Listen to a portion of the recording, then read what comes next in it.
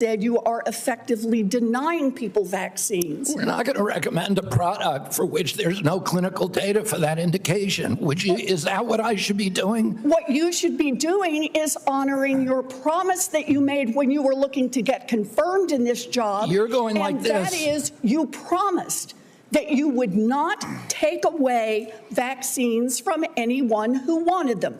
You just changed the classification of the COVID vaccine. I'm not taking them away from people, Senator. It takes it away if you can't get it from your pharmacist. Well, most Americans are going to be able to get it from their pharmacy for free. Most Americans will be able to get it from their pharmacy for free. The question is, everyone who wants it, that was your promise. I never. Hey everyone, welcome back to the channel. Today we're diving into a heated Senate exchange that has raised serious questions about vaccine access, political promises, and public health. This back and forth between a senator and Health Secretary Kennedy is making waves, and I've broken it down into 10 powerful bullet points you need to know. Stay tuned, because the ending is intense. And before we jump in, don't forget to hit that subscribe button so you never miss out on updates like this. Thank you, Mr. Chairman. So, last November, while you were under consideration to become Secretary of Health and Human Services, Mr. Kennedy, you said, quote, if vaccines are working for somebody, I'm not going to take them away. No exceptions, no ifs, ands, or buts. You would not take away vaccines from anyone who wanted them. Then last week, you announced that the COVID-19 vaccine is no longer approved for healthy people under the age of 65. In announcing the change, you said the vaccine will be available for anyone who wants it. Now, obviously, both things cannot be true at the same moment. So let's clear this up right now, Secretary Kennedy. Will you tell America that all adults and all children over 6 months of age are eligible to get a COVID booster at their local pharmacy today? Anybody can get the booster. I'm sorry? Anybody can get it, Senator. Anybody. So you're saying that is now the official rule of HHS. Anybody is eligible to get a booster by just walking into the pharmacy. It's not recommended for healthy people. No. If you don't recommend, then the consequence of that in many states is that you can't walk into a pharmacy and get one. It means insurance companies don't have to cover the $200 or so cost. As Senator Dr. Cassidy said, you are effectively denying people vaccines. We're not going to recommend a product for which there's no clinical data for that indication. Is that what I should be doing? What you should be doing is honoring your promise that you made when you were looking to get confirmed in this job. You're going like this. And that is, you promised that you would not take away vaccines from anyone who wanted them. You just changed the classification of the COVID vaccine. I'm not taking them away from people, Senator. It takes it away if you can't get it from your pharmacist. Well, most Americans are going to be able to get it from their pharmacy for free. Most Americans will be able to get it from their pharmacy for free. The question is, everyone who wants it, that was your promise. I never promised that I was going to recommend products for which there is no indication. When you said... And I know you've taken $855,000 from pharmaceutical companies, Senator. Did you hold up a big sign saying that you were lying when you said that? Because you are the one who said you would not take them away. Now, Senator Kennedy, I'm not taking them away from anybody. Secretary, you want me to indicate a product for which there is no clinical data? Senator, is that what you want? Secretary Kennedy, you said you wouldn't, and now you did. I'm not taking them away. Everybody can get access to them. No, they can't walk into a pharmacy the way they could last month and get access. It depends on the state. It depends on the states. A year ago, but they can still get it. Everybody can get it. Everybody can get it, Senator. So look, let's move on. You clearly are taking away vaccines.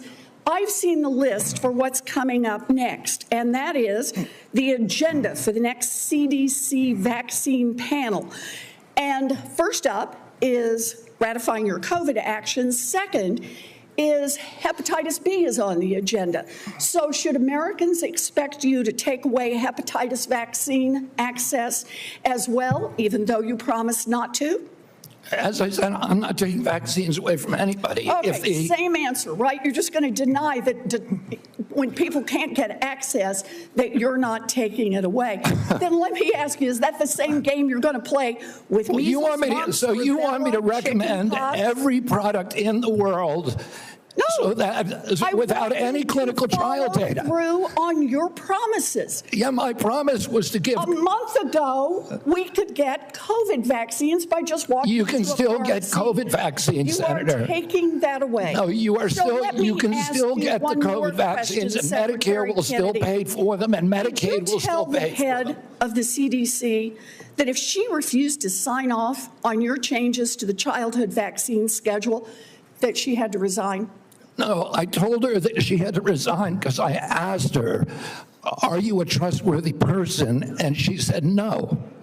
So if you had an employee who told you they weren't trustworthy, would you ask them to resign, Senator? So I'm sorry, but this is not what she has said publicly. She has said I'm not surprised about that. So you're saying she's lying? Yes. Every conversation I had with her, there were witnesses. And let me get this straight. This is the same person that less than a month earlier, you stood next to her and described her as unimpeachable, and you had full confidence in her, and that you had full confidence in her scientific credentials. And in a month, she became a liar? Yeah, you should ask her what changed. And by the way, a month ago, you were voting against her. Oh, because you thought she was either incompetent, ineligible, or unsuited to the task. I voted against her because I was afraid she was going to bend the knee to you and Donald Trump. And it looks like she didn't bend the knee, so you fired her. Look, you're putting America's babies' health at risk, America's seniors' health at risk, all Americans' health at risk, and you should resign. Senator Sanders.